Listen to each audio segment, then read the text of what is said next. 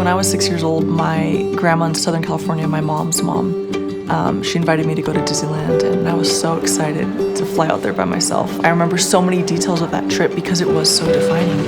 It really made an impression that, one, I could do it, that I could travel, that my parents trusted me, and that I could trust myself. And I have always been pretty driven. It comes from both of my parents. My dad grew up in Brazil. My mom is from Southern California. They both had this drive to want something better than what they were raised with, and so they moved to Hawaii.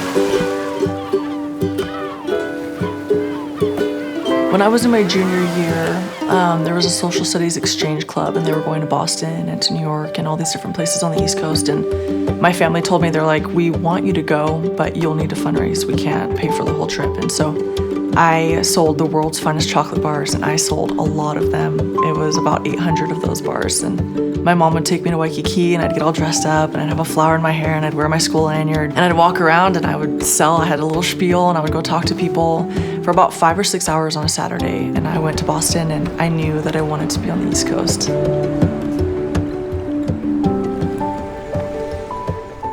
I applied to 7 different schools and got into Mount Holyoke. It's an all-women's college, and it's beautiful. It feels like a mix between Harry Potter and like a Disney Cinderella movie. There was this kind of energy there that I wanted. I wanted to be a part of this, going places and doing things. Mount Holyoke was beautiful and great academically, but the social scene was pretty wild. You went to frat parties Thursday night, Friday night, Saturday night, and it was just exhausting. When I was younger, my best friend in school was part of the Church of Jesus Christ of Latter-day Saints, and I loved how family-centered they were, and they just had a lot of fun. And so I started going from when I was 12 to when I was 16 when I joined. It was such a powerful part of me growing up, and I had a really great religious teacher, and I remember she posed the question to us of if there was something we felt like we needed to do in our lives, what was holding us back from doing that thing. And I remember it just hit me really hard that I felt like I was supposed to serve a mission for the church, but I was afraid of leaving school. I had worked so hard all of those years to get to Mount Holyoke, to be on scholarship, and I was afraid of what my parents would say.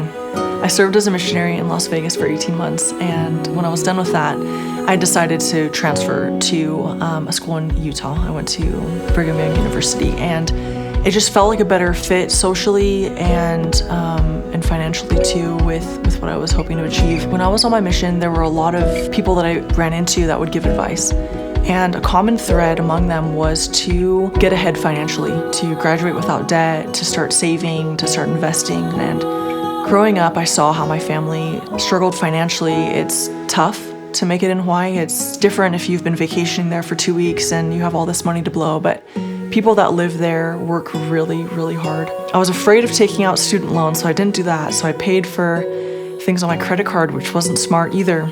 I got to this point, I was about $4,000 in debt. I was working, but I was in school and trying to get good grades, and I just remember feeling so overwhelmed and kind of like I had this angry storm cloud over my shoulder. So there was one summer that I didn't take classes, and I had this elderly friend, and she helped so much. I had this feeling, and I was like, call Burl. And so I lived in her basement, a beautiful house, and I helped her put on her shoes in the morning and take them off at night, and I'd helped her get in her chair. And that summer I worked at the Utah State Hospital, and I worked like an animal. I worked consistently 70 plus hours a week. And during that time I listened to a lot of Dave Ramsey and was really inspired by him.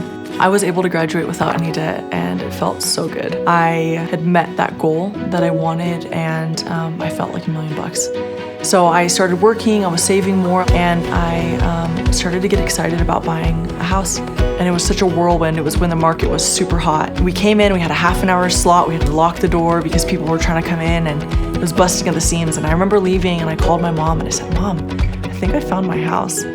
And I just felt such a peace about it, and I've learned so much from buying a house. And I got this wild idea to make it an Airbnb, and so I've Airbnb'd half of the house. I think a lot of confidence comes from knowing who you are and what you want and where you're going, and that trust in myself has helped me always to be a pretty confident person. I'm excited for what the future has. I know I can accomplish my goals, and confident that everything that I've learned thus far will only continue to compound and grow more.